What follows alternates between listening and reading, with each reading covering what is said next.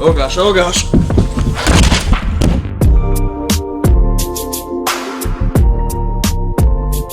Okay, so it's starting to warm back up now, and I don't know about you guys, but I'm ready to, start filming some more outside videos. So today we're actually moving the big exotic pond. It's not, huge, but it's not a 10-gallon fish tank either. So I want to move it over here once so we can get more sunlight, and also whenever I have to do like water changes and stuff on it, I can just unscrew this little cap and the water will just drain right off the patio. Now I also want to change up the pond a little bit. I am going to keep the big piece of driftwood in it and also the sand, but as far as those rocks over there and the heater, we're going to take that out. We're just not really going to be needing the heater anymore. Now it's got a little bit of water in it, probably 2-3 inches, but you got to think, this thing by itself is already decently heavy. It's not that heavy with it being empty, but you got 50 pounds of sand in there. You probably got about a 15 to 20 pound piece of driftwood, and then about 50 to 60 pounds of rock over there. So we need to get as much of this stuff out of here as we can. The only thing I'm going to keep in here while moving it is going to be the sand, because that's just going to take a long time to get all the sand out. So I'm going to pump the water out, get the piece of driftwood out, and also those rocks, and hopefully with all that out of here, we'll be able to move this thing. Let's do it. Okay, so I got everything out of there. I got some of the water out, but I think we've gotten enough out to where I'll be able to move it. I don't know. Let's try really fast.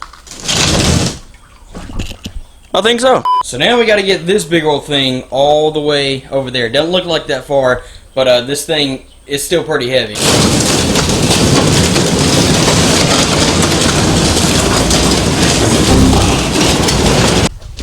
Okay, wasn't as bad as I thought it might be. So it's now in place. I did make sure that the drain was way over here on this side, so like I said, when I have to do water changes on the pond, which won't be that often, but when I do, I can just unscrew that tap over there and it'll flow right on out. Now the rest of the water that's in here is pretty dirty water, so I'm going to try to pick this thing up and get it all out of here.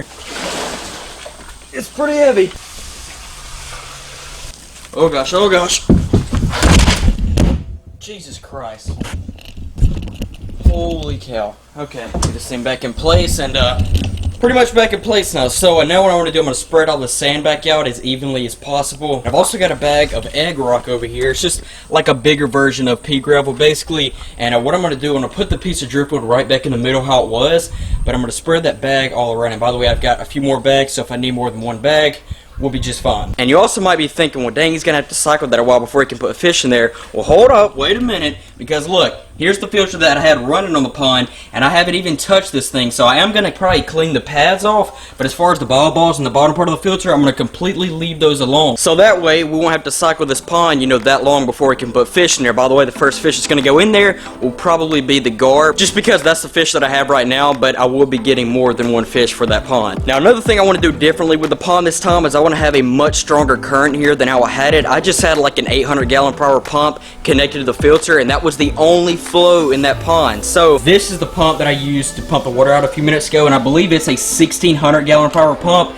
So what I'm going to do is I'm going to connect that to the filter, and hopefully the water coming out of the return hose will be a strong enough flow for the pond. So I'm going to get the sand smoothed out, get the piece of driftwood in there, get those little rocks in there, and yeah, kind of go from there.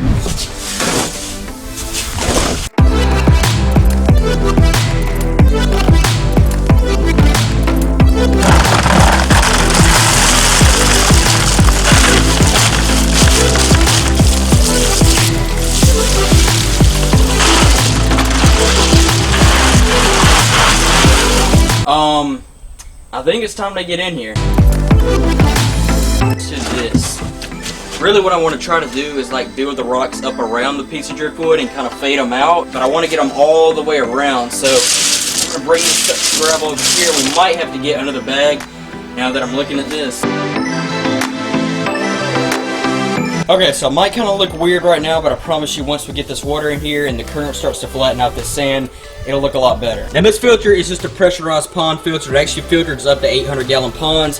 This is only a 300-gallon pond, and believe me, it will not be filled to the top anyways. So it's plenty of filtration for this pond. Now with this pond having more lighting now, and as it starts to warm back up, it could start to turn green, and if it does, I'll just add a UV clarifier, but hopefully with it not being fully out in the sun, it will not start to turn green, but we're just gonna have to find out. So let's check this thing out, because I haven't opened this thing up in months, so it's probably really, really dirty. Alright, so here's the first padding. Not that dirty, it's just a little bit brown, but it's not quite as dirty as I thought it would be. Now this is the padding that usually gets the dirtiest. I have this same kind of padding in my goldfish pond filter, and it usually gets really, really dirty. And as you can see, it's a lot dirtier than that top filter was. The reason being is because this is a much finer material than the other filter pad is, so that's why it catches a lot more debris and stuff than the other one does. And look at that dirty water.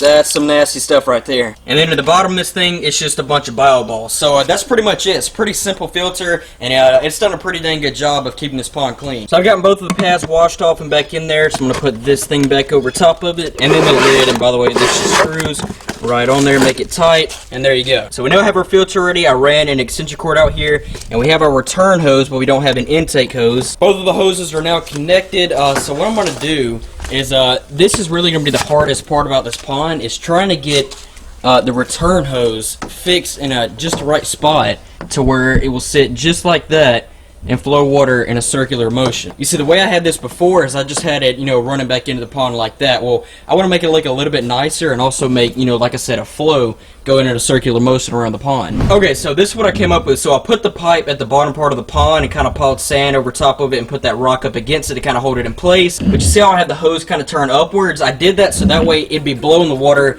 towards the surface and not just blowing sand constantly. And then as the water is pushed around, it'll then get sucked back up through the pump and into the filter. So that's pretty much it. Now the only thing that we have to do is fill this thing up and see how everything runs. Alright, here we go.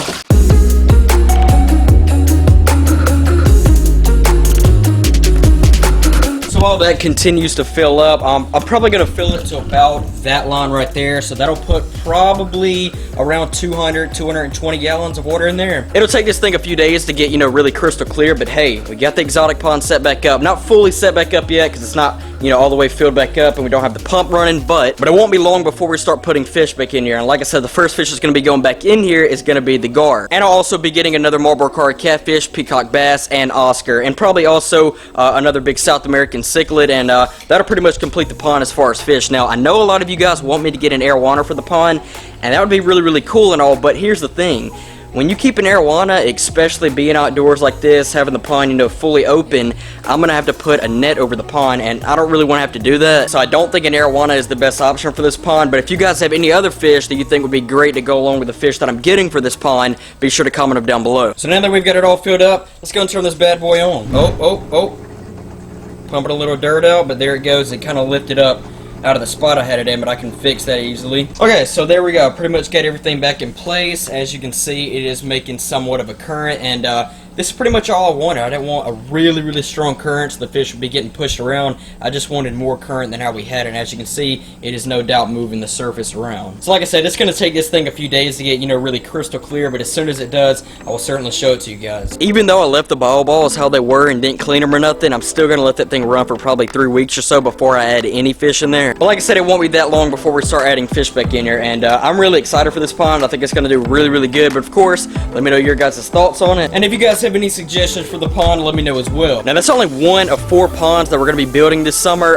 The next pond is probably going to be the guppy pond, which we're going to be building right over there. Then the goldfish pond, and then the big pond. So we got a lot of ponds to come this summer, and just a lot overall. There's a lot of stuff that I've got planned for the summer. So hit that subscribe button, tap that notification bell so that way you don't miss out on any new uploads that I post. And I will catch you guys in the next video. Peace!